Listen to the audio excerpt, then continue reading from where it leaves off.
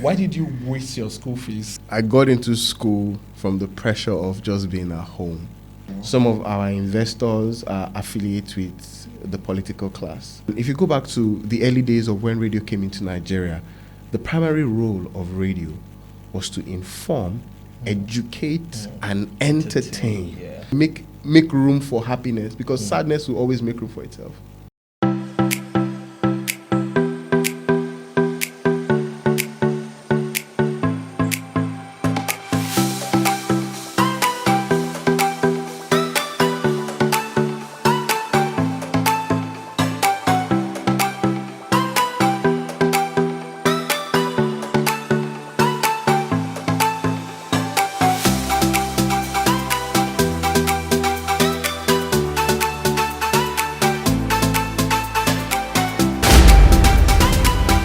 Seven years in broadcasting, countless conversations, one clear commitment to use the media to inform, engage, and make impact. My guest today is a broadcast journalist who understands the power of voice, storytelling, and responsibility in media.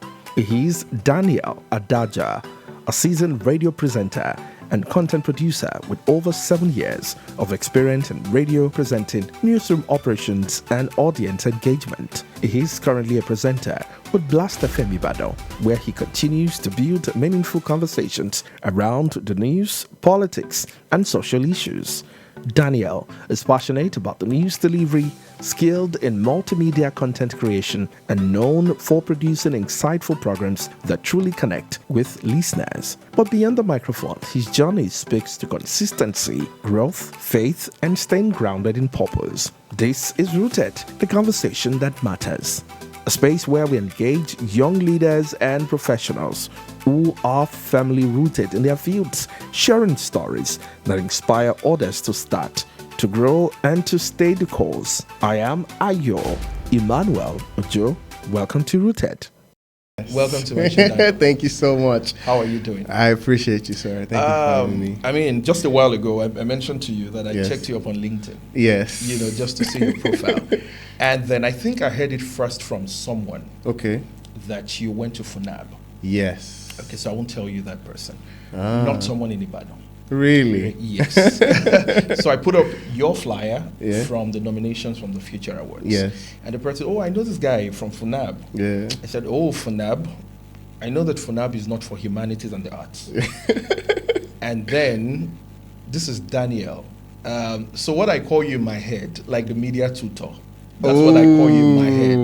Because Okay. I personally believe, whether young or old broadcaster, there's Yeah. just something to find on your page. Hmm. Either something new Yeah.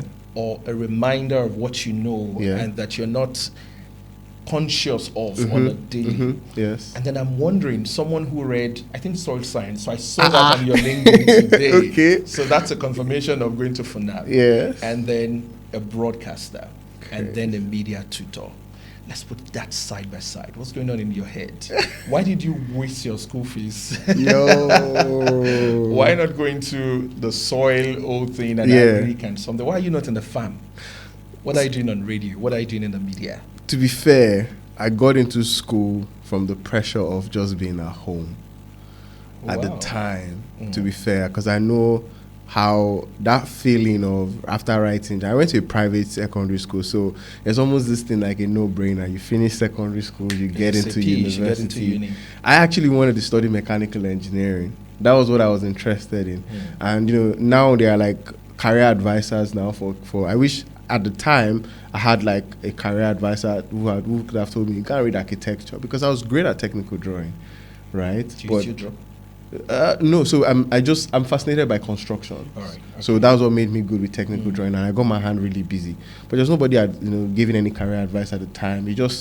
I used to fascinate about astronauts, and then the closest thing to astronauts in Nigeria is mechanical engineering, right? So at the time when I didn't get admission, and I was home, and we're trying everything, and nothing was working, and the admission came. I wasn't even concerned about the course. It was more about I need to get out of the house. I just needed to go to school. But radio, I picked interest in radio. I think the year I was at home was when I picked interest in radio, because I started emceeing before I got on radio. I had my first MCing gig in SS3.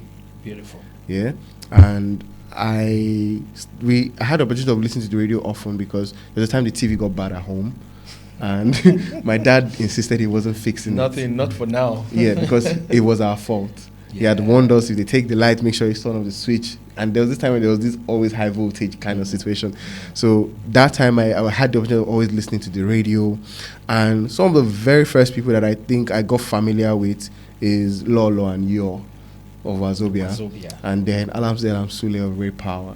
Those are some of the people I listened to at the time. And because of how much I was consuming a lot of movies, I was an indoor kid, yeah. So I was consuming a lot of videos. It was shaping. I didn't even know that it was shaping how I spoke, right?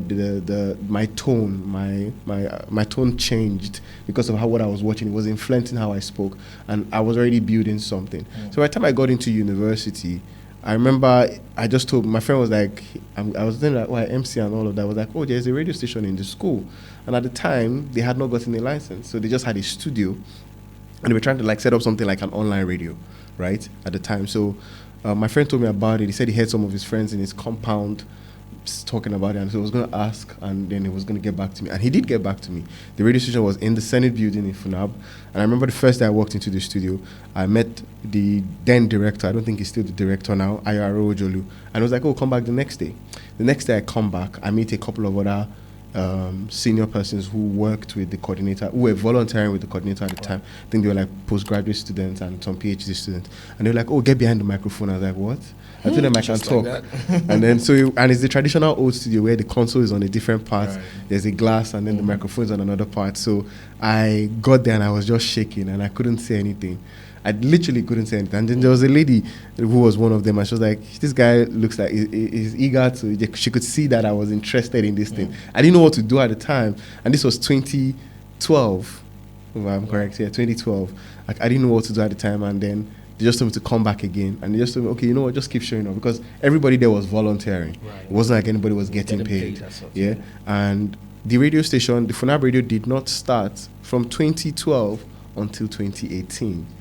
So volunteered from 2012 to 2018 there.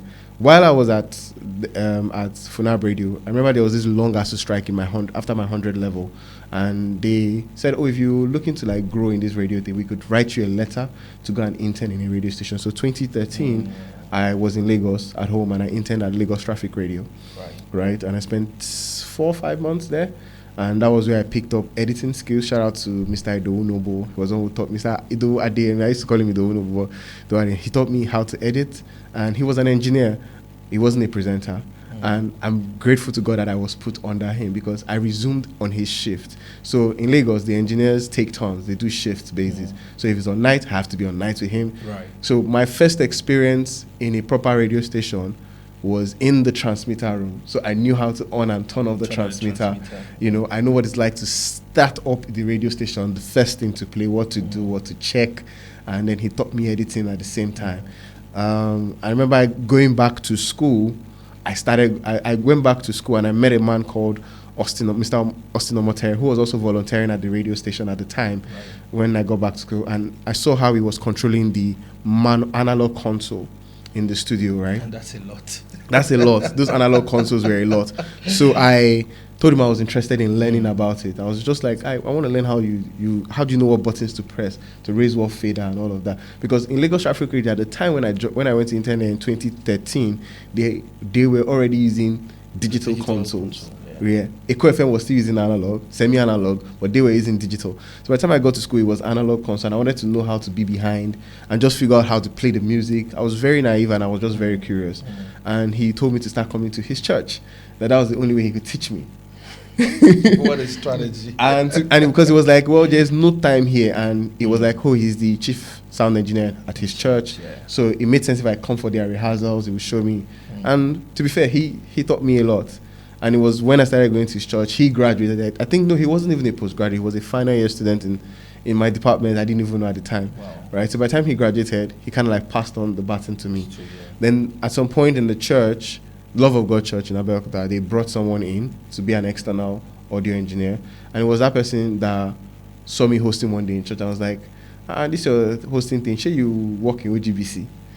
Interesting stuff. Okay. This was someone that didn't work in radio, but he said Yeah. his boss has a show on OGBC AM. So they have AM and FM. Yes, and I was like, we can talk to her. And then he spoke to her and she was like, there's no money. I was like, there's no money. I will do it. Yes, I know, right? Yeah. 2015, I got on radio on OGBC. Took it, and I was on OGBC from 2015 to 2018. And 2018, Funab Radio started. I was one of the first voices that launched the station. And then I remember I was done with school and I just knew it was time to go. I didn't have a plan or anything, but I just knew I was going back home to my parents' house. So I had a cousin who was around at the time, or a family friend was around at the time, and I was like, I'm moving everything I have here to Lagos. And I just moved. And the week I said I was moving, my friend calls me, Fumbi, he works with Beat FM now in Lagos. I know Fumbi. Yeah, Fumbi. Fumbi calls me and said, hi, there's this radio station in Lagos called Women Radio. They're looking for a producer. WFM. WFM. Yeah. And I was like, oh yeah? I can do it now. Because when I was still in school, he was doing comedy, right? And that time I wanted to do a comedy show on Women Radio, and he needed to write like a synopsis to send to them. So he reached out to me. I was like, that's Let's not... put something together. So by the time he saw the opportunity for a producer, he called me and was like, yeah, there's an opportunity for you to be a producer here. Come and take the... And I remember the first day I did my interview with Tom Okewale Shonaya, who is the MD CEO of Women Radio. She looked at my CV and she was like, how have you worked at OGBC? How did you do that? How did you do that? A young man. She was like, you have not served. Yeah. How come you have work experience at OGBC? Yeah. And she saw, because at the time, there was this time where in CV, you have to always make sure you put your She saw the names of the reference on my CV. These people would actually reference you if I call them. And so for her, that was why she employed me, because I was still inexperienced. Majorly what I did at OGBC was entertainment shows. I did the lunch break show and I did a music show on a Saturday, right? And by the time I moved to Women Radio, I was producing some shows. And I kept producing, showing up every day and all of that. I think 6 to 8 months down the line of showing up every day while working there, the key presenter on the Morning Bell wasn't feeling well. I love it. So this particular thing, especially someone not feeling well. Yeah. I usually would say that to newbies and then interns. Yeah. When I find you very promising, I'll say start saying that prayer. So that at least you can show yourself to the world. Yeah. But they never understand. Maybe someone will take this from here. But at the time, I was already coming on board, doing a few things, trying to play my hands on different things. And I remember I got that call that evening, Daniel, you're starting the station tomorrow morning. And that was it. I did the breakfast show on Women Radio for 3.5 years. Interesting stuff. And so usually one of my popular saying would be the time of waiting is the time of building capacity. Absolutely. So I just remember from your story, your experience from starting the station, and seeing how to put things together, putting the technical bit of, radio broadcasting to, presentation, which are two different worlds entirely. Yes. But of course, the new school broadcaster, you must be aware of what this side is saying and what the other side is saying. But at what point did you realize that this is what I should do? Again, remember, this is your passion, what you love. I would have said loved, but this is what you're still doing. What you love, different from your discipline. Yes. Understanding again, by chance, I just need to go to school at this moment. But at what point did you realize that, hey, broadcasting is my calling? Maybe for 10 years or 20 years and then retire into something else, because that's what you're studying now. At what point? I think that awakening didn't hit me until 2021. All this while that's the year after COVID. That was when it hit me that I'm really good at this thing, and this is most likely a calling and not just a job. It was 2021, because before then, every time I worked, I just wanted to work. It was like I was trying to prove myself that I could do something. That I could be different. And this is not a career path at the time that a lot of parents gave a lot of hope to. But I'm grateful for my parents. They didn't understand what I was doing, but they didn't try to kill it. Beautiful. Right?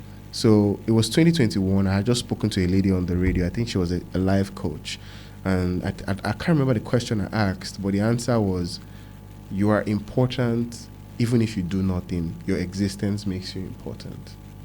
That's deep. And I don't know why that statement hit me deeply, but when she said that, I just knew that I was good at this thing. And I'd started like creating like content around radio from like to COVID time, because I started experimenting with my Instagram like 2019. So I just putting like different type of content just to see how I can grow it and all of that. And that was one of the things that just made me realize that I'm good at this thing, and it's most likely a calling. And just also a few impact and validation here and there were some of the things that, you know, that just a reminder that okay, I'm doing something right. You know, what I was saying on the radio was getting people were listening, and they like, I listen to you and like it's very intelligent what you say. By the way, I must confess that I enjoy listening to you. Thank you. I think I said it to you the last time we met. Yes. I actually enjoy listening to you. Thank you. Very, very wonderful. So let's look at this other angle. Yeah. Have you been through any form of education? I mean, you have the basic education. You have a university degree. And I follow your Instagram account. Yes. And I see the things that you say there.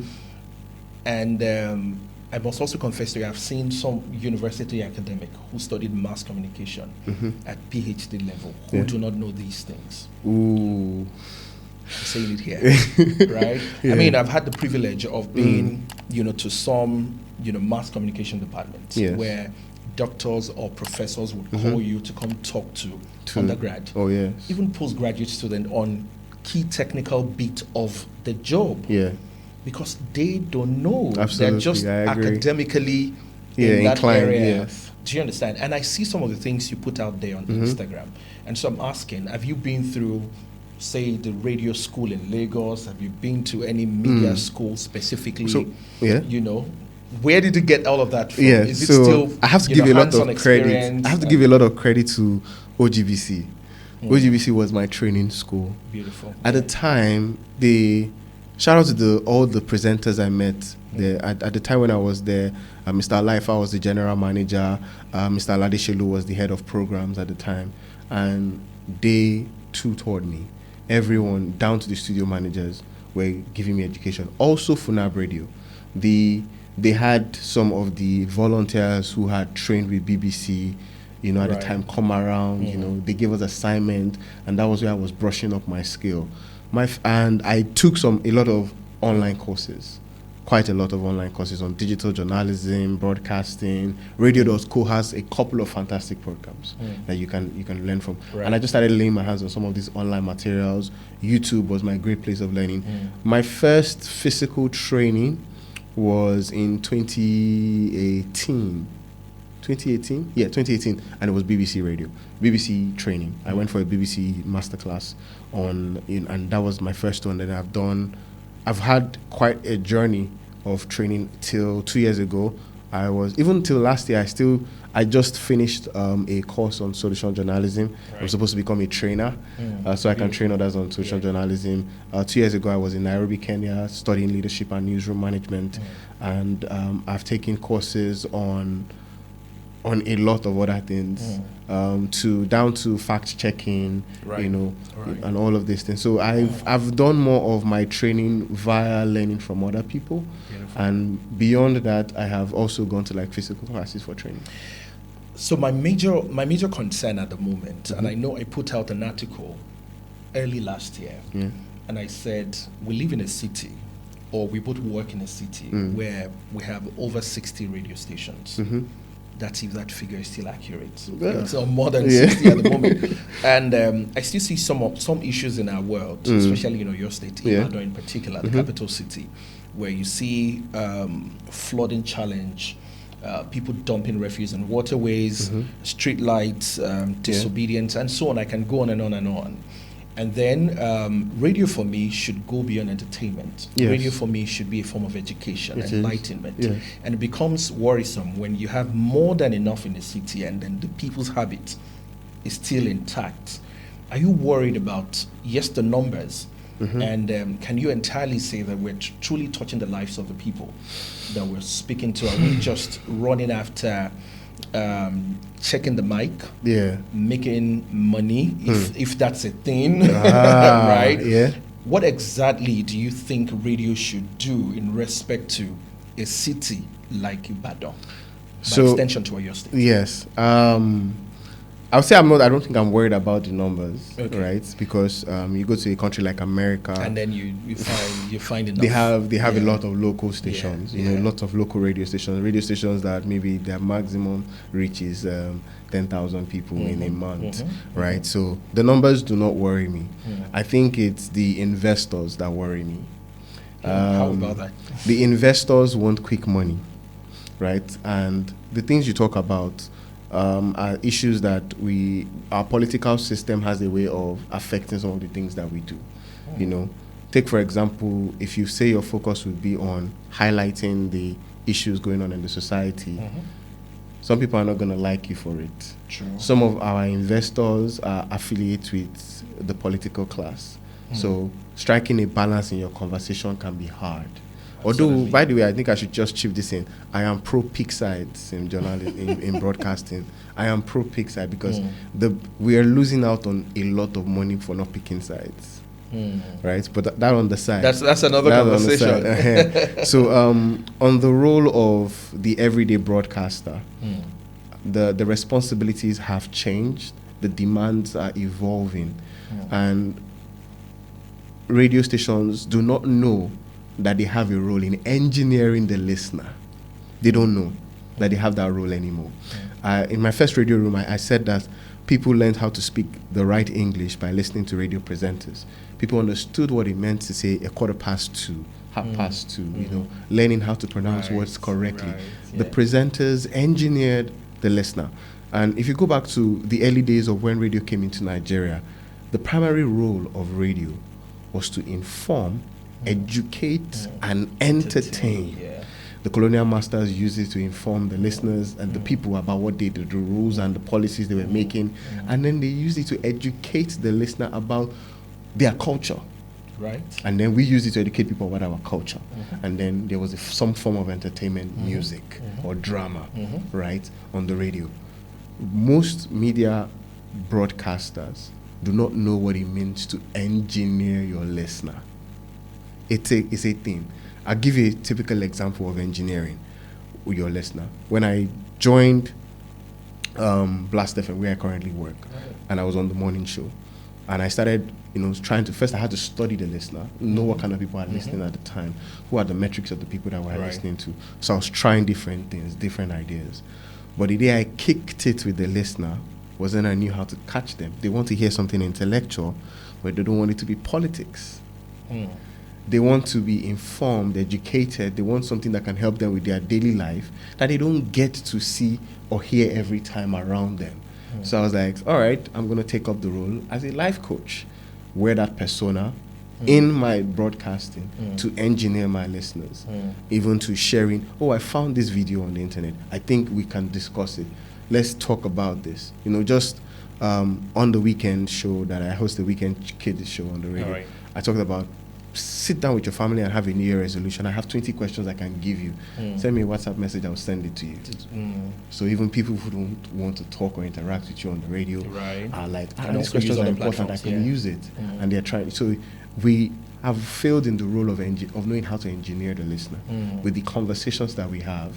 And that's why I said I blame investors. Investors are on the quick side of money.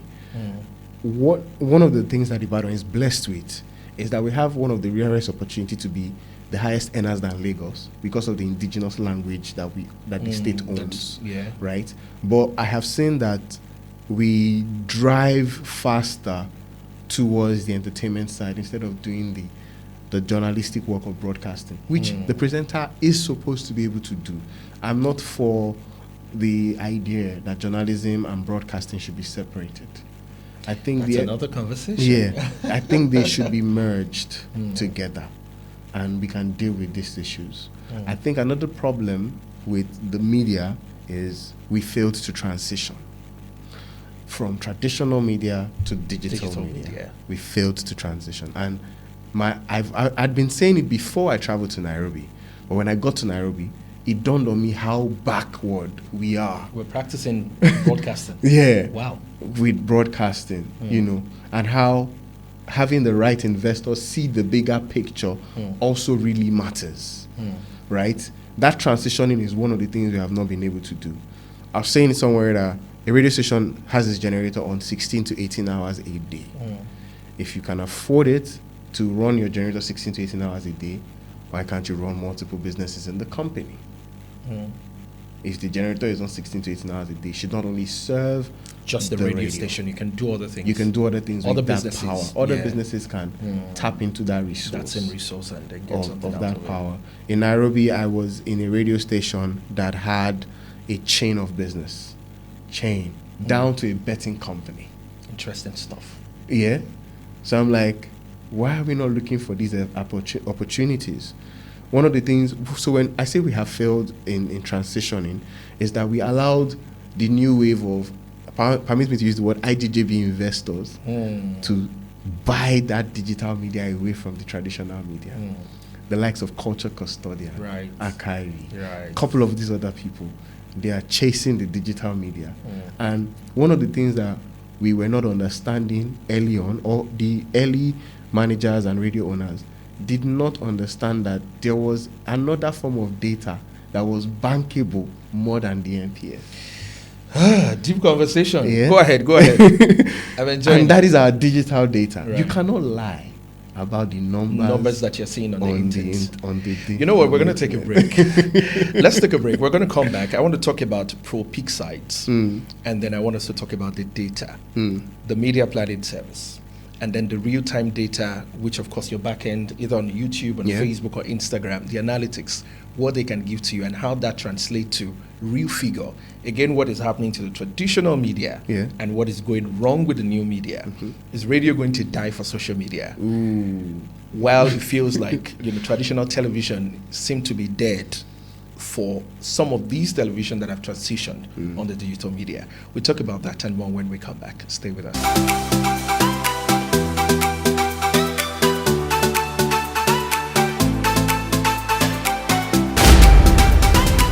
All right, you're welcome back. This is still rooted on Wells Television. And of course, the conversation is still going on. My guest right here is Daniel Adaaja, a broadcast journalist.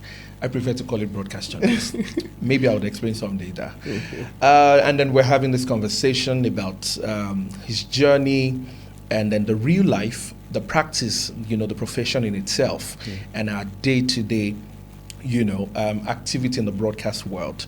I would love this conversation to be relevant to other people, outside of the broadcasting area. And I hope that someday, an investor who would like to invest in broadcasting will find this conversation. The little that we have shared, I believe, is enough for someone to call a professional to then ask them questions before you invest in that industry.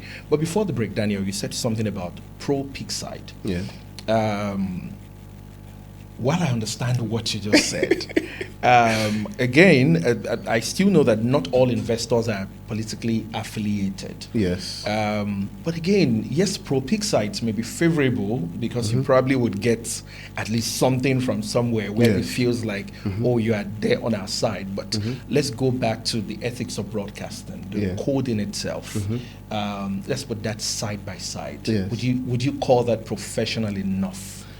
For Radio broadcasters or even television broadcasters to be pro-peak sites. Again, when we go on the bigger picture, the national television in Nigeria, you can always tell what side they're on. What side they're on. But nobody likes to say, this is the side that I'm on. And then it's good for them business-wise. You find certain, live broadcasts on some stations, and then you can understand why that is there.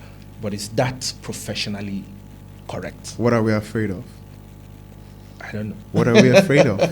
If we play with the numbers every day, if we say the total number of votes in Oyo State was about 2-point-something million at the election, the NPS rating says we are about 3-point-something million radio listeners in Oyo State. What are we afraid of? What are we afraid of? I love where you're taking it to. The election results as against the numbers. As against the numbers from the NPS rate. If they be correct. Right. If they be true. That's another conversation. I have been fanning this idea in my head, and I've been writing about it and just looking at other forms of journalism and broadcasting that exist, not just in Nigeria. You go to the United States, you go to Germany, where it's kind of like one-sided over. You go to like France, you go to some other countries, you go to even East Africa. You know, I see the need to associate with a media house and have an identity drawn to them and align with them. And I say, can we balance it with journalism? Yes, we can. At the end of the day, if the facts are right and the truth is correct, which is where the problem would be, is that I can pick a candidate, right, towards the election and say, my station is going to be pro this candidate in this regard. I can do all the research work. It's called, we don't have a problem when media consulting companies do it to whitewash a candidate for us. And sometimes it might not be whitewashing. You know, they look at what a candidate has done, look through his antecedent, and say, this is what this candidate have done. Present the candidate to the people. We are putting our backs on saying, with these things that this candidate has done, we trust that he would do well. And if he doesn't do well when he's out of office, we would ask him, what has he done? If the American media, which of course is totally different, can do it, what stops us from doing it? So if we can stick to doing it in a balanced form, which is ensuring that facts are facts. The facts are stubborn. If it's true, it's true. If it's not true, it's not true. But how do you put that side by side in a situation where there are several oppositions, right? Again, oppositions will come against the facts, right? And then the opposition is opposition. They also have the numbers. Nothing stops you from giving the opposition the same platform. The same platform. Because the Even opposition, when you're pro. even when you are pro, nothing stops you from giving the opposition the same platform. It's that, okay, if we're giving this person 10, this particular candidate 10, so you want 10 slots, this is what it also. But Daniel, is this decision or this pro pick sides, would you rather say it's going to favor you business-wise? Yes, it's going to favor business-wise. Just business, or just a little bit of ethics and professionalism? Yeah, it would more of business than ethics and professionalism. It's hard work. And I think we're running from the hard work that comes with picking side. Because when you decide to pick side, you need to have a whole fact-checking team. You need to have a digital team, a team that focuses on copywriting, you know, and all of these things. And it's hard work. You can sit them side by side, right? Profit-wise, yes, because at the end of the day, you can say, we have these airwaves. We bank on, when we hit 1 million listeners, we're quick to celebrate. Absolutely. Why are we not quick to also make that a proposal to say, this candidate is running in this party. We can come up with a campaign plan for you as a media house from this particular angle, right? We might need you to execute a few projects and we can fly it. They do this with the newspaper. Maybe the newspaper doesn't pick a side because the highest bidder gets the front page, right? But we can also tell them that we can package you for the right audience. We say that to advertisers. Why can't we say that to politicians? Whew, interesting stuff. Now let's come to the media planning. Yes. The MPS. The analytics we see on social media. Yes. I shared this with some of our students in the media school. Okay. And when we talk about the deep that we're experiencing in advertising, especially with the traditional media, and of course the result of that, of course, we all know that. Yes. And so you're calling one big influencer in real time, even before them showing you their back end and analytics. You can see 1 million views. You can see, and then you're not sure if the MPS says that a radio station, say number one, is doing about 3.5 in a month. And just a random influencer does 1 billion listeners, 1 billion views in a month. Obviously, you know where to put your money. Yes. What's the future of the traditional media? Say like radio. Is radio going to die? Radio is never dying. Do you think radio is going to die? Especially with what the numbers that the digital media is pulling. And of course, again, you need to run on money. You need money to buy diesel, to pay salaries. Broadcasters are complaining of not being well paid and surviving well. And so you see that the best are leaving the industry to do other stuff. What's the future, knowing that the digital media seem to be cashing out big, and then the numbers is working against the traditional media? So there's a form of traditional media that needs to exist in that form to continue to serve the rural communities. Radio needs to continue to exist in terrestrial form because there are people who depend they get all their information from what From they that hear source. on the radio. People will still today, we have a generation that they see it on social media, they wait till they see it on channels, or they hear it on, or they see it on the Punch, or they come to the radio and they listen and they hear it on the radio before they believe that it is true. It is true. Right? There would always be rural and urban among us. And the rural community, we need to continue to be the first person to serve them with the traditional radio. Now, where I say it again is that because we failed to transition. We did not understand what it meant to build communities. I'm driving that narrative this year is that, and you see the influencers are doing it already. We're not the ones just sitting back. You say you have great listeners. What are you doing with that number? I caught up on a video from a radio station, I think in one of those Portuguese-speaking countries. I can't remember the name of the country now, but imagine a radio show is able to sell a brand new car. Like a listener is convinced to buy a brand new car because of something a presenter said on the radio. Why can't we do that? Now Chinese are coming in with vehicles, electric vehicles from next. They're already in. They're in already, but they're only working with influencers because they're like, the numbers, you can't tank them, right? What are we doing to ensure that we're also evolving? One is radio stations have failed to train their presenters.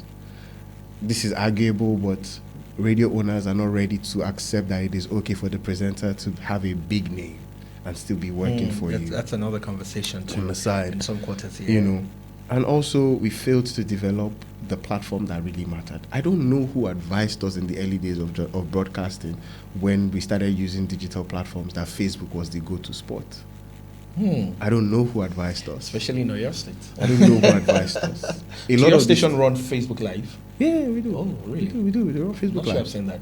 Yeah. So when we were running Facebook Live, at the time when we were running Facebook Live, that Facebook was not paying Nigeria. YouTube was paying us. Paying Nigeria, yeah. So why were we not building YouTube? Right. Because at the end of the day, And it then was you see engineering of the with, listeners. You see stations with about, say, 500,000 followers on Facebook. On Facebook, and less than 1,000 if you on have YouTube. that number, 500,000 on YouTube, On YouTube, that's a lot. you will chase advertiser away. You tell advertiser, I don't need your money. Absolutely, because If you can do 10K, your 30K your dollars, AdSense will yes, be, you'll will be be something good. else. Yeah. So why didn't we do that? TikTok is here now. True. Some stations don't have TikTok pages. Some stations don't go live on TikTok yet. But Facebook has started paying now. Right? But some people are late to the party. Right? Instagram. A lot of late people to the Yes. party, trust me. A lot of late people to the Yeah, party. Instagram has not started paying Nigeria yet. Right? And we were not also building our own platforms. How many radio stations have a functioning website that you can stream their station live on their website? Right. Some have built apps. To what end? What is it? Because at the end of the day, you have to think profit. I started thinking profit like 2019 when I sat in some rooms with like some executives. And like, okay, it costs a lot to run a radio station. Right. It costs a lot. So the digital data that we're not building, and on some radio stations we're building it when we thought nobody was building it. Some stations were particular about their presence on Twitter, on Instagram, and they used to collate those numbers. Oh, this month we had 7,000 impressions. You know, next month we have 14,000. It's climbing up because those numbers are visible. I don't know. Maybe some radio stations have figured it out now, but we have not invested rightly in digital broadcasting in the States. There is a way to invest in digital broadcasting, and a lot of investors are not willing to put that money down. If you're going to have digital broadcasting, you need a digital department. A strong one at that. A strong digital department. You need editors on standby. You need people who understand the algorithm. You need social media That's managers. another conversation. The algorithm. that's thing. We'll do you well today, and then tomorrow, the next year, begging God. Why is the numbers tanking? But also, it calls for investment. How many radio stations have ran Instagram ad or TikTok ad at the beginning of the year? You know, I was telling someone yesterday that some radio stations are going to continue what they did last year in 2026. Are you able to review last year's programming and say what direction are we taking this year? Are we tailoring our programming as a way, going back to journalism now, as a way to train the listener on how to prepare for the electioneering Re-engineering, year? Re-engineer the listener to say, oh, electioneering year is coming. how do we begin to rearrange our programs to catch them young, to get their voters card, so that if we already do a program like that, we are thinking of capturing INEC, making sure that INEC has ads on our station, because at the end of the day, the goal is to make money. It's a goal. Impact is important, yes, but at the core of impact is money must be made, right? So are we looking out for opportunities for grants? How are we tailoring our programs to fit the need of certain funders? Right. Like the Action Aid, the USAID, YAGA, and the likes. You need to provide solutions. You need to provide solutions they want to plug that into they want to plug into. You know, issues around the girl child, the boy child, pregnancy. You know, what is the most common disease that young people in Ibadan are dealing with, right? How are we ensuring, how can we go to the hospital, take a survey, find out that, start providing a content-based program for it, and then begin to see how we can leverage opportunities that can bring in funding for that program. So we need to change our ideology of what radio is and how it exists. Down to even presenters. Nowadays, media houses are not willing to invest in trainings. You want to pay very little? I don't have a problem with paying little. If you want to pay little, fine. But train. Train them to be what the agenda of your station is. You know, I made a video the other day. To fit into the scope of your station. Yeah. What is your core value at the station? When I was at Women Radio, it was always ingraining us for women and children. For women and children. Whatever angle you're going at, you must always look at how does it affect women, how does it affect children. That was the mandate. So every time you bring up a proposition for a topic or a discussion, how does it affect women and children? What is the value? Okay, we want to serve family. How does this conversation affect family?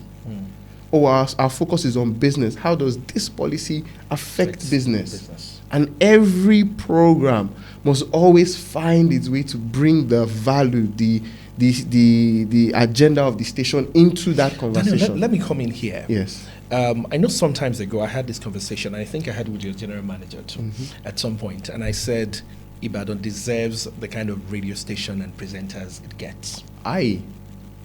Why? Do you agree with me? I don't know. I think there's some great people in the industry here. And I totally agree. Again, yes. I totally agree. However, when you see, I know stations that started out with very, very lovely core values, rubbing it in your face, and then you see the head start, and then you start seeing the audience behavior, and then the audience behavior somehow would translate to your revenue, and then before time, we need to join the Joneses, otherwise we're going to be late to the party. Yeah. And then gradually they are tuning down. They are tuning down to fit with the audience behavior, so that they can also attract advertisers. Yeah. How do you balance that? With, again, as beautiful as all of these conversations sound, it sounds very beautiful. And I'm also learning something to say, hey, Omo, there's something we must do here. But the audience attitude is also a thing. Yes, re-engineering, that's one of the things that we must do. We must constantly do that. But it won't, Rome was not built in a day. It might also take a while. It will take a while to get people there. What happens to revenue? What happens to business? How do you cater for the audience attitude, which is still a thing?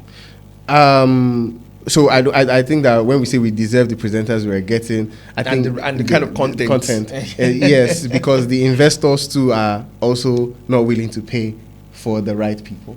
And the people that they hire, they're not willing to train them to fit a narrative. And some people just think that, there is money here. And maybe someone that had money had spoken to maybe a business advisor, and maybe because that person wanted to profit from them, they told, go and invest radio, you make your money next week, you make your money in 1 month. Sorry about that. you need a minimum of 36 to 48 months to make your money in radio. It's a hard truth, bitter truth, if you're not willing to make some evolutionary changes. Right. And I think that the behavior of the listener, we were not studying it. Competition robbed us of a lot of things. Competition robbed us of a lot of things, and the comparison with Lagos. we can't hide from the. I moved to Ibadan 2022, yeah. So this is 26 or 2023. We can't hide from the fact that a lot of the radio stations were influenced by the decisions that they were taking in Lagos. Because Lagos was fast moving. They saw that, the entertainment was selling, so let's start doing it, right? We let Lagos rob so much on us. They took away Saturday morning from children and gave it to politicians. Saturday morning was for kids. Absolutely. We let Lagos rob on us on its fast pace, and we gave it to politicians, and we took kids to take a back seat. We told children to take a back seat. So competition robbed us. Lagos robbed us off, and also nobody was talking to owners about community. Community is something we're missing out on. Every successful person has a community of people that believe in what they're doing. You might not like it, the Whiskey FC, the Davido FC, right. And these are politicians. very strong. The politicians have their FCs, yeah. right? And for some reasons, we toned down on outside broadcasts. It was one of the best ways to connect with the people. We toned down on it. Security I remember reasons, maybe. I don't think it was is as strong as is enough reason to say don't do it, because there are so many ways that it could have been done, right? And that also is a huge role. Remuneration is also a reason for some of the issues that we're dealing with. Till today, there are less than 10% of radio stations in the whole of Nigeria that has HMO and pension plan for radio presenters, right? You see how the traditional government-owned, state-owned, or federal state-owned radio stations, how they have moved, and then you're like, oh, okay, and then the private media came and made it look like they were here to be the messiahs, but no, they were just out here looking out for themselves.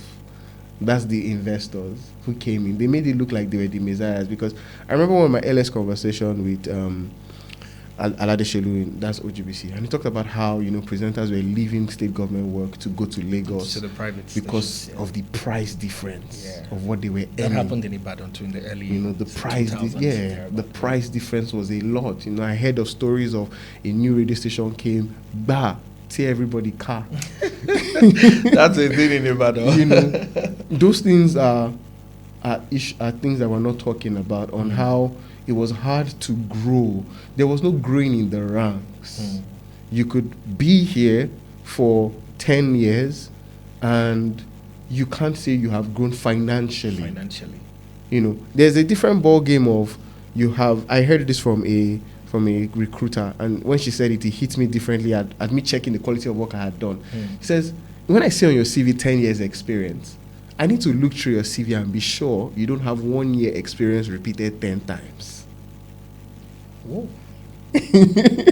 I need to look through your CV and talk to you to be sure you don't have 1 year experience repeated 10 times. So it means that somebody with 5 years experience can actually have 3 years experience repeated twice. And you with 10 years experience has 1 year experience repeated 10 times. I would rather take the person with a 5 year experience over the person with a 10 year experience. Right? So these issues have been here.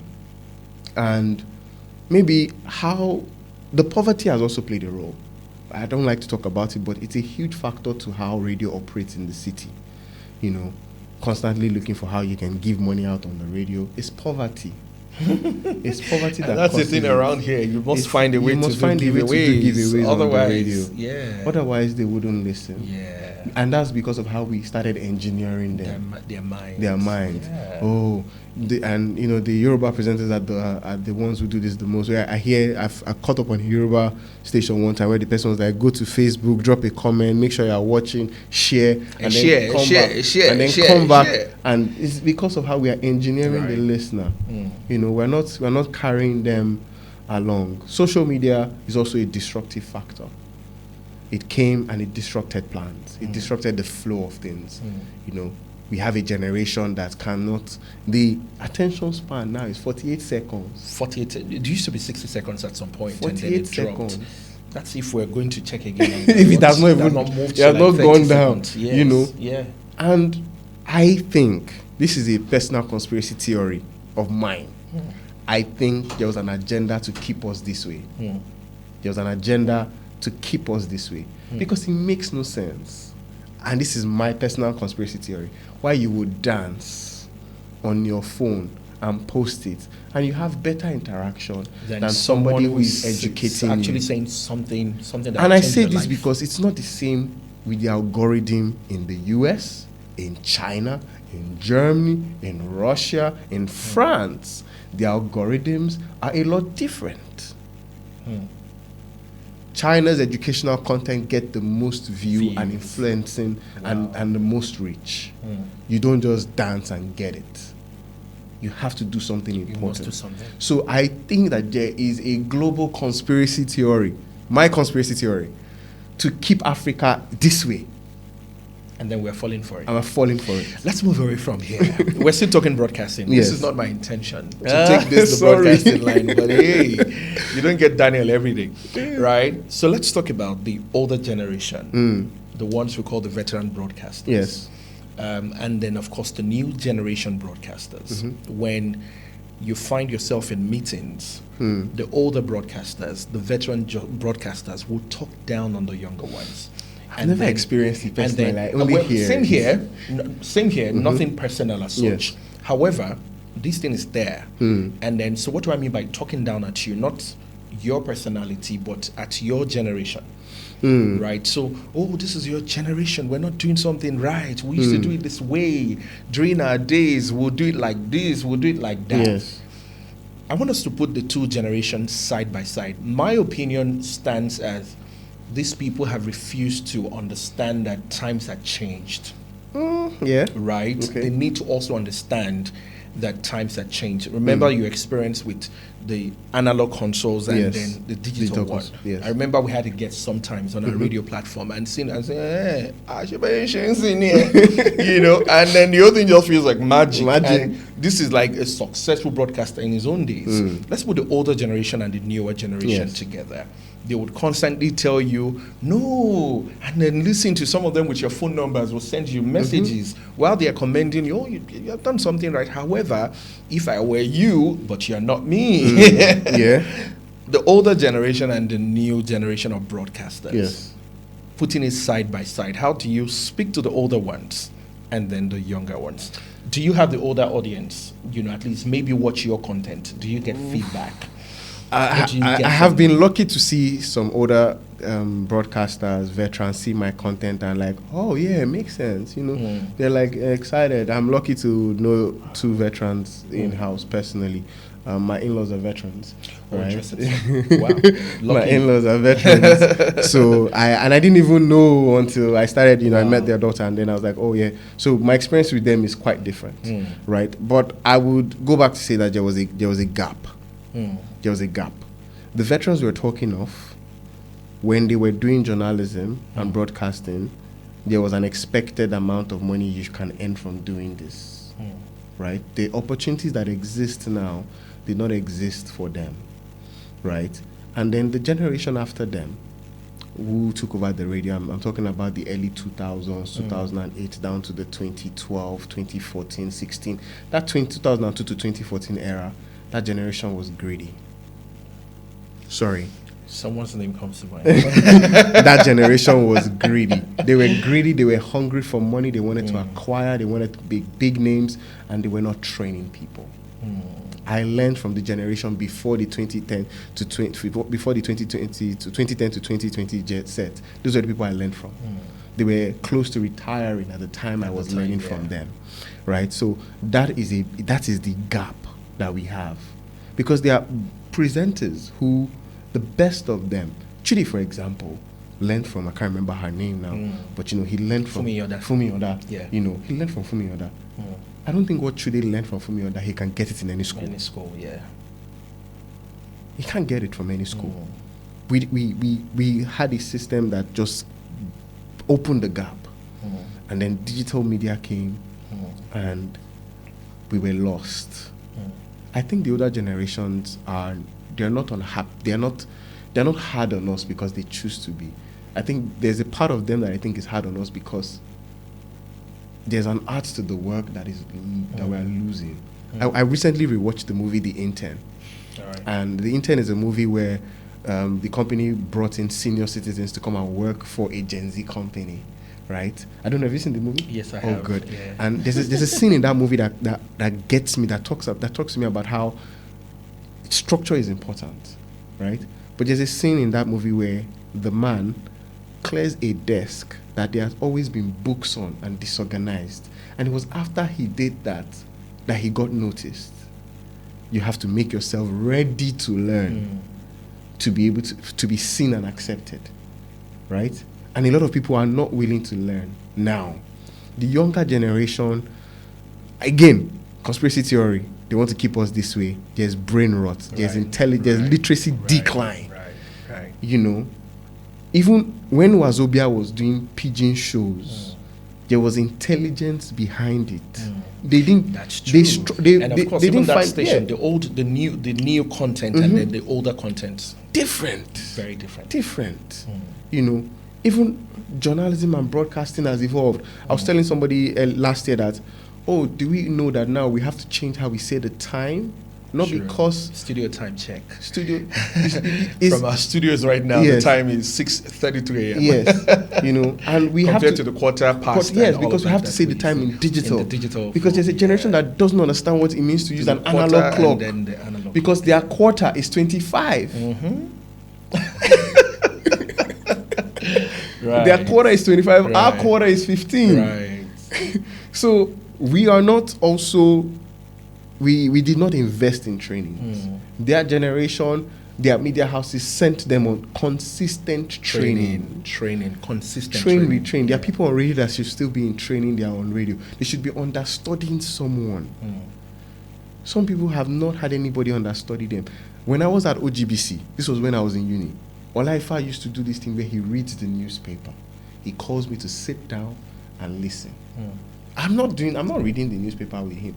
I get the newspaper, there are 2 copies, he's reading, I'm looking at looking at the other one. Because I'm not great with words. You know, I said one. He says no one, it's one. It's one.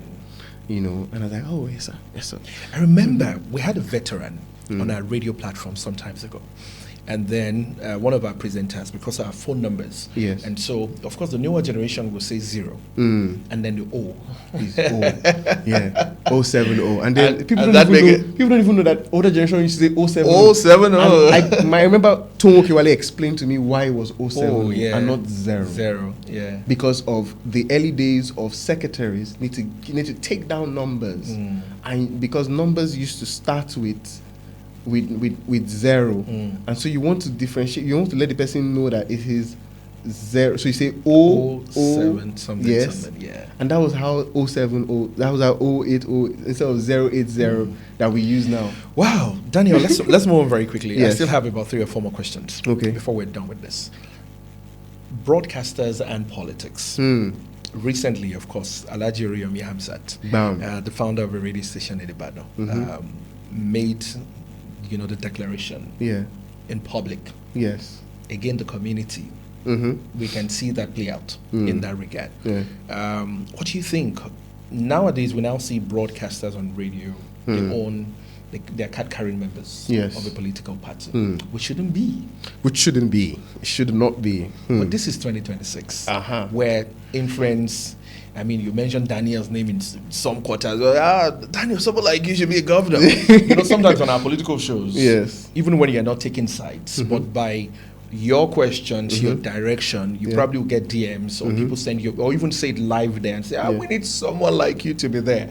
And sooner than later, you start building that aspiration. I can do it. What do you think about politicians or broadcasters getting into politics and still remaining broadcasters?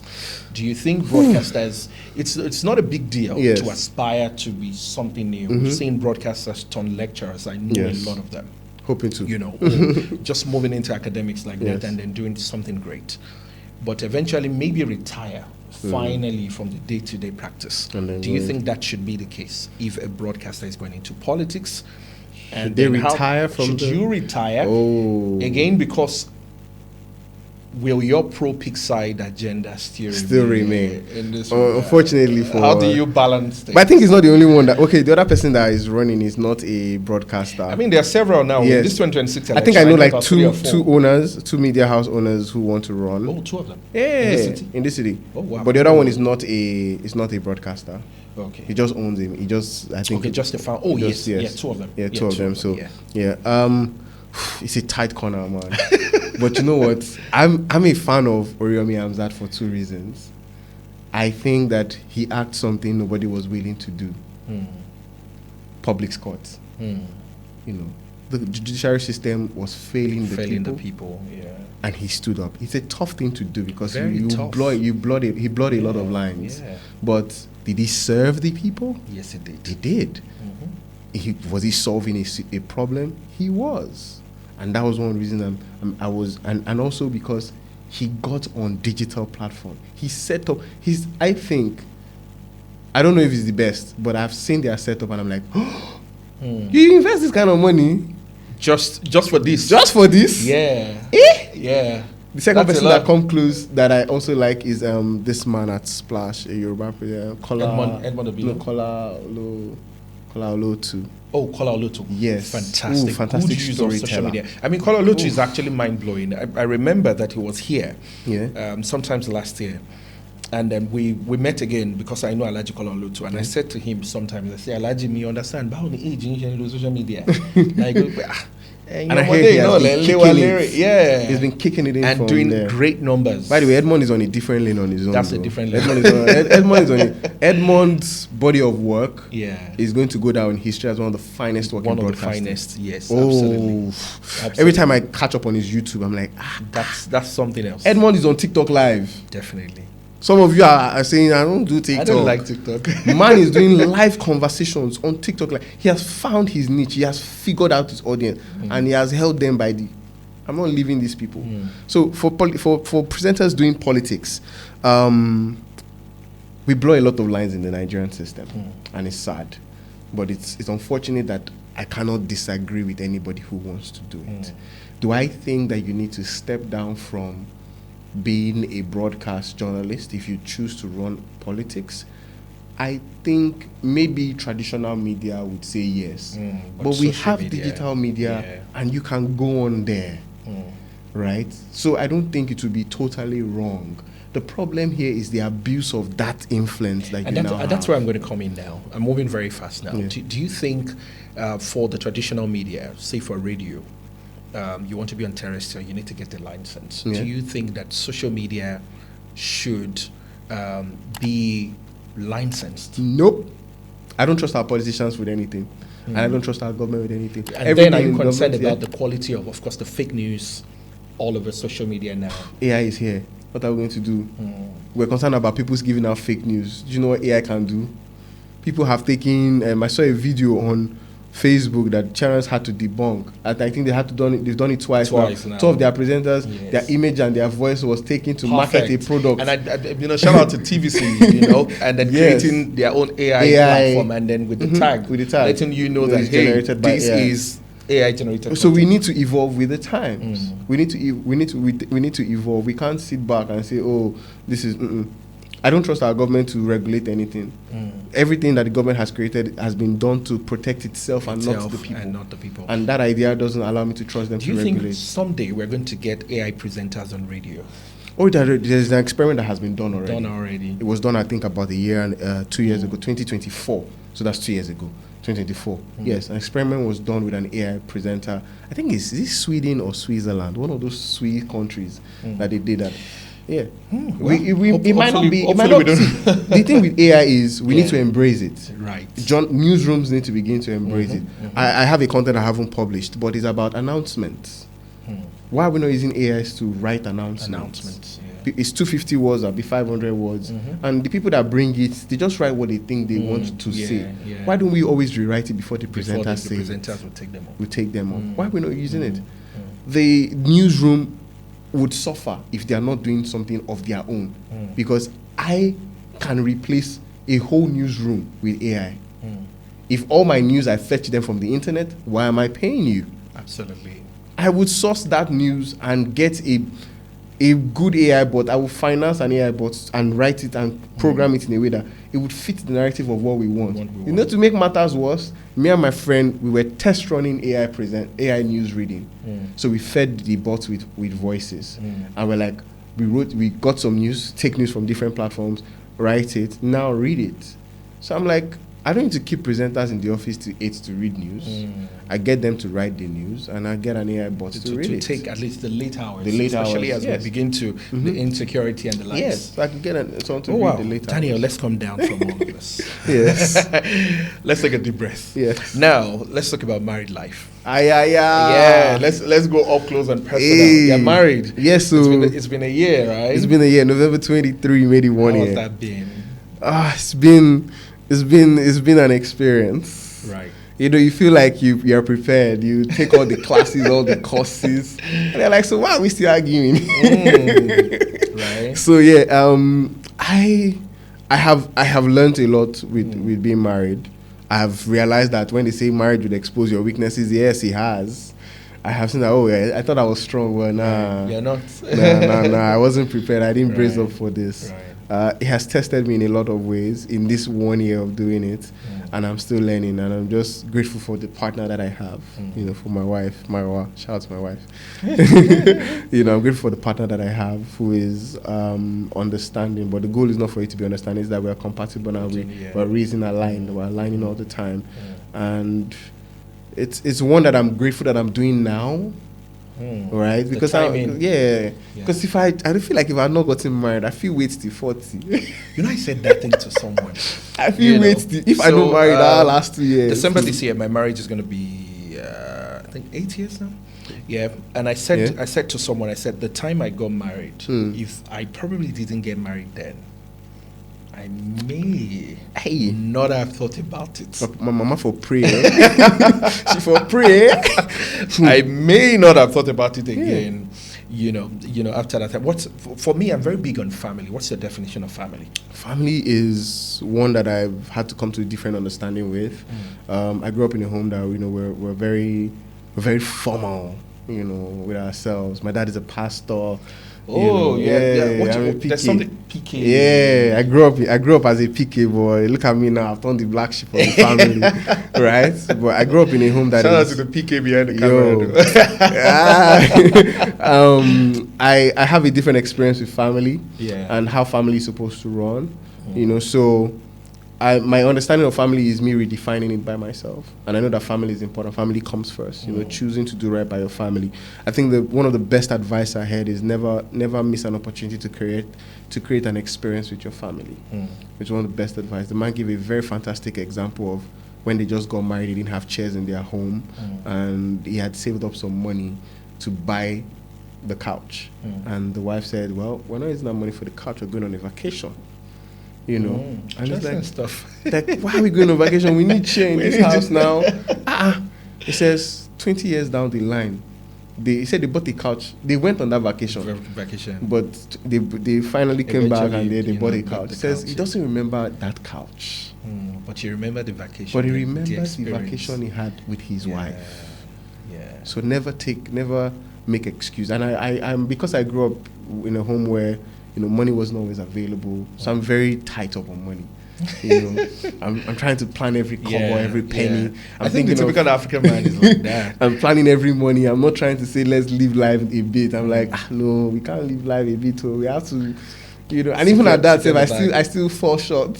Yeah. Because the money is not as great as I need it to be yet. So I'm learning to make sure that I'm intentionally make room for happiness, because sadness will always make room for itself. Sadness would always make room for itself. Yeah. That's deep. So let's talk about your faith. My faith. Faith, yes. What do you believe in? Again, you're a pastor's kid, so I've left it there. I don't because leave again, there, so my question would be, where do you draw your source from?